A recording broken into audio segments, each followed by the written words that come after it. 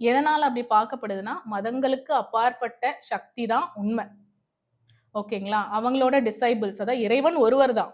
ம். அதோட வழிபாட்டு முறைகளும், அவங்கள ஃபாலோ பண்ற டிசைபிள்ஸ் ஃபாலோ பண்ற விதங்களும் தான் வேறையே தவிர, இறைவன் ஒருத்தர் தான். அது பிரபஞ்சம் தான். ஓகேங்களா? சரி. இப்போ செவ்வாய், முருகர்ன்னு சொல்றோம். செவ்வாய்க்கோள், செவ்வாய் ஆட்சி வந்து ம். முருகர் தான். செவ்வாய் கிரகமும் யூனிவர்ஸ்ல தான் இருக்கு. ம். சூரியன், சிவனும் யூனிவர்ஸ்ல தான் இருக்கு. சந்திரன், அம்பாலும் யூனிவர்ஸ்ல தான் இருக்காங்க. அப்போ எல்லாருமே எங்க இருக்காங்க?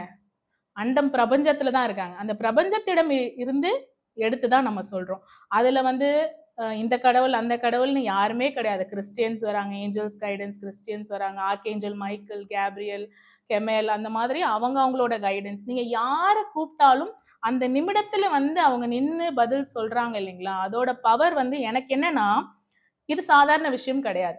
இத ம். கிரியேட் பண்ணவரு சாதாரணவர் கிடையாது. இதுல இருக்கிற உருவங்கள் அவங்க சாதாரண எனர்ஜி கிடையாது. நீங்க வந்து டாரோட் சம்பந்தமாக வர படங்கள் பாசிட்டிவா ஒரு படம் இருக்கு. தமிழ்லயோ, தெலுங்குலயோ எதுலயோ இருக்கு. இங்கிலீஷ் படம் நெகட்டிவா ஒரு படம் இருக்கு. அந்த படங்கள பார்த்தீங்கன்னா, அவங்களோட எனர்ஜிஸ பார்த்தீங்கன்னா, நீங்க வந்து இது கேட்க மாட்டாங்க மக்களும் சரி.